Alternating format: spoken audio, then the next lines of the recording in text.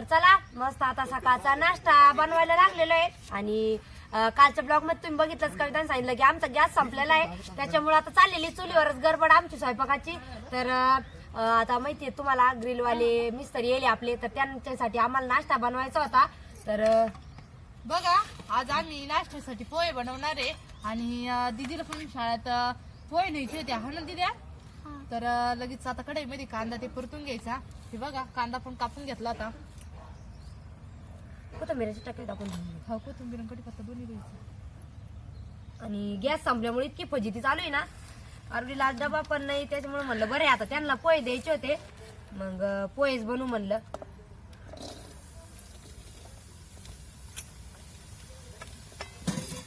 एक ग्लास भरून पाणी आणले.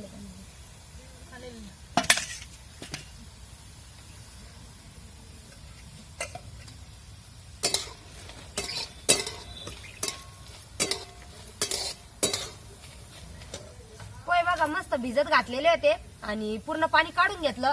पोहे पाण्यातून काढले का एकदम म्हणजे पूर्ण मोकळे करायचे, म्हणजे मग पाणी त्याच्यात थोडं पण नाही ठेवायचं. आणि बघा किती असे मस्त पोहे होते आपले. आणि अगोदरच पोहे भिजत घालायचे म्हणजे काय होतं, नरम होते ते चांगले. बघा आता कांदा परतायला टाकला आणि कांदा चांगला परतून घ्यायचा आपल्याला.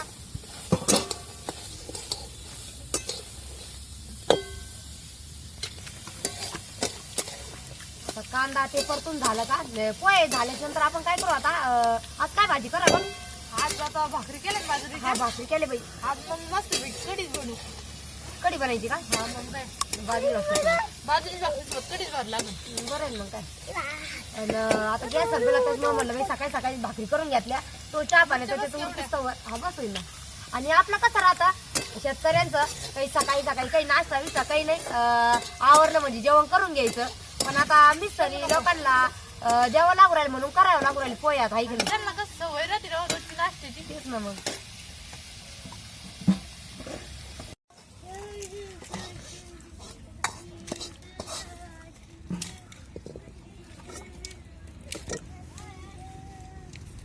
कढईले पातळ ना हिले तवाच पातळ डावती. करायचं.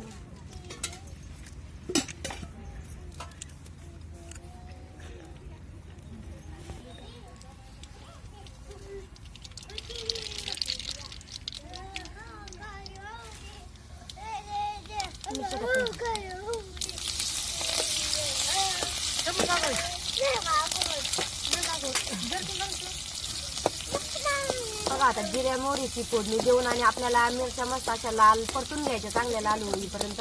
तर चांगल्या जर परतल्या ना मग तिखट नाही लागत, मिरच्या तळल्या जात्या चांगल्या.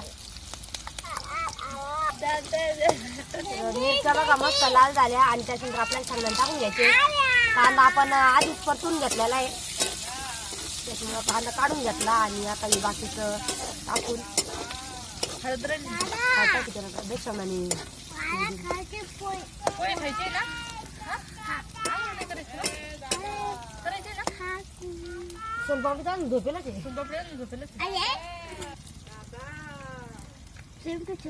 थोडीशी हळद टाकून घेतली.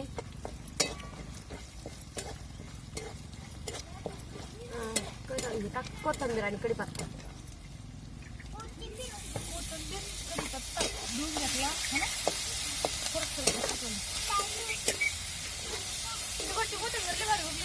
हा का? आपण औषधाला आपल्याला भारी उतरली. भारी झालं. इकडे आता संपत आलती ना. कच्ची संपत आली आता. कांदा खायचा तुला? कांदा आवडतो का?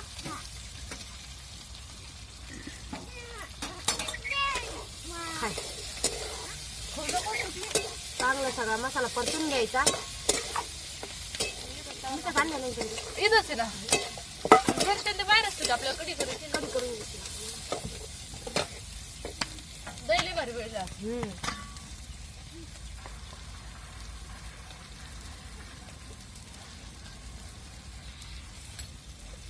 वरतून मीठ टाकून घ्यायचं.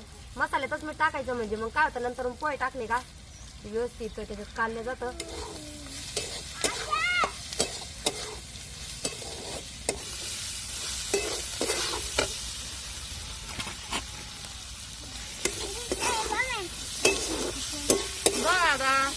कांदा ते पण चांगलं परतून घेतला आणि आपल्याला पोहे मध्ये थोडीशी साखर टाकायची आहे कारण की पोहे एकदम नरम होते.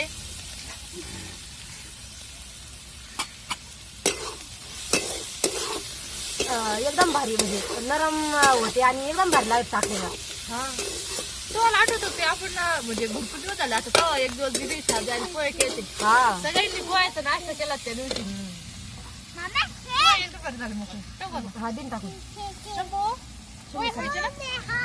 पोहे खायचे शंभूला. तुला देऊ शंभूला बापरे सांगितलं पोहे खायची खायची ना. शंभूला खाल्लं किती आनंद. आंघोळ नाही केली शंभू तू अजून? आंघोळ करायची का? एक नंबर. ब्रश कोण कोण केला? ब्रश केला ना शंभूने. बापू उठला पोहे बरं. बाबू उठले म्हणताना हा शाळेमधून ते बापडे उठणार तिला मम्मीने तिने पोहे केले म्हणा. मस्त सगळं मिक्स करून आणि पोह्यामध्ये सगळा मसाला झाला पाहिजे. बघा आता म्हणजे परतल्याच नंतर एकदम भारी कलर झाला पिवळा. तर आता थोडं थोडं उरायला बघा.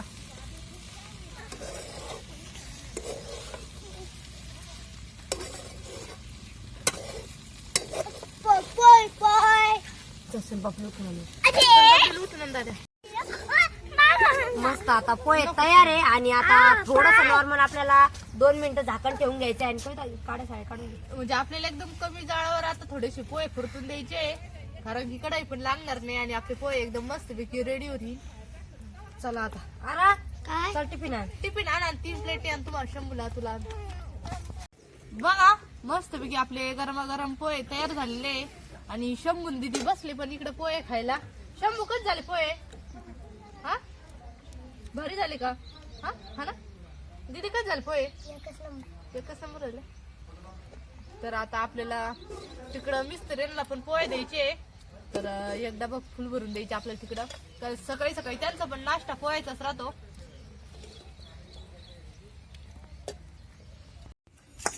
शंभू कस काय पोहे?